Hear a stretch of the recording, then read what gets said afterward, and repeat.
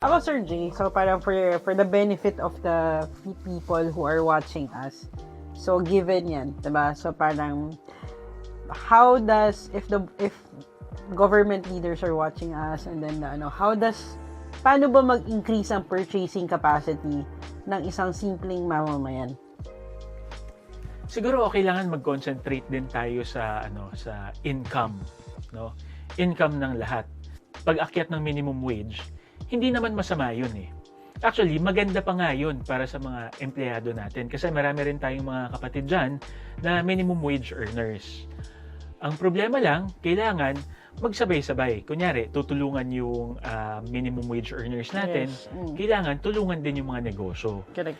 Tapos, yung gobyerno natin, well, masakit mang pakinggan, baka kailangan mag-sacrifice ng konti. Okay? Paano ba mag-sacrifice ng konti para mas guminhawa yung buhay ng nakararami o yung mga naglagay sa kanila sa pwesto? Baka kailangan nating bawasan yung taxes sa Pilipinas. Diba? Baka kailangan nating pagandahin ang business environment. Diba? Para maraming mga negosyanteng pumasok sa Pilipinas. Hindi naman natin sinasabing kokonte yung mga foreign investors. Ang sinasabi lang natin is gumawa tayo ng mga mas magagandang initiative. Okay. Diba? Kasi pag pumasok yung mga foreign investors, yung unemployment natin at saka underemployment natin, bababa yung numbers. Biruin mo sa huling figure ng unemployment natin, around 2.5 million na Pilipino na pwedeng magtrabaho ang walang trabaho. You were mentioning kanina when you were preparing about, di ba, the DOLE Secretary did a wage hike. Which is very dangerous, if not medyo burdensome for the businessmen. For the small businesses. Small yes. businesses. Oo. Now, this kanina I asked you, di ba, parang, so what can the government do for the businessmen? You mentioned about tax and BIR. Yes. Can you discuss that? Basically, in terms of taxes, this is one way kasi para ma-stimulate natin yung growth. How? Okay. Kung isipin natin, halimbawa may VAT tayo.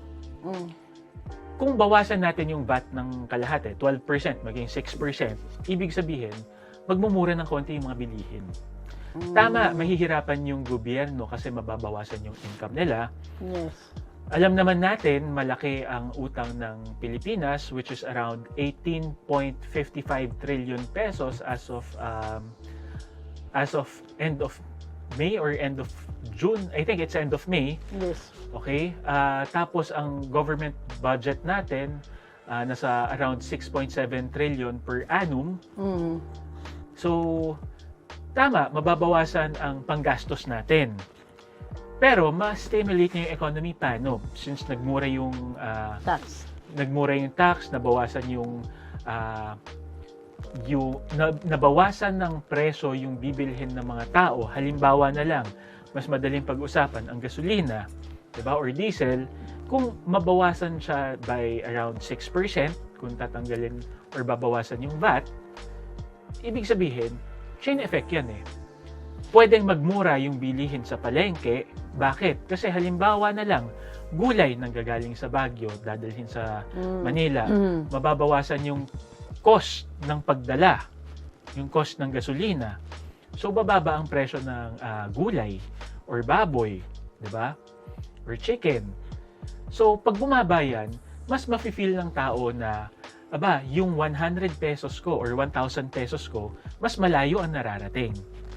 So, kung mas mababa ang gastos nila sa pagkain, may excess silang pera, pwede ulit silang gumastos, bumili ng something, pwedeng goods or services na magpapatakbo sa ekonomiya. Yung additional, parang umiikot ba yung pera mo? Kasi po, kunwari, for example, sa raw materials pa lang, kunwari sugar, di ba po, parang bawat transfer kasi niyan may mga taxes. Yun yung minamention ni Sir Jay. So parang, it's really interesting kasi nga parang, to the government people, di ba, parang need din talaga na mag-sacrifice. Di ba, parang, we need leaders, Sir Jay, na parang sila yung unang magsasakripisyo. Kaya we mentioned, di ba, hindi yung taong bayan yung magrarally for the leaders.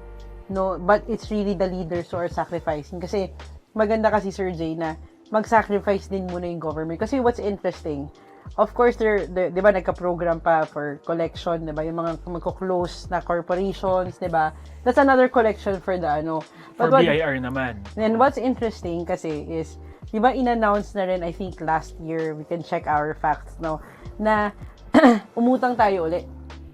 Right?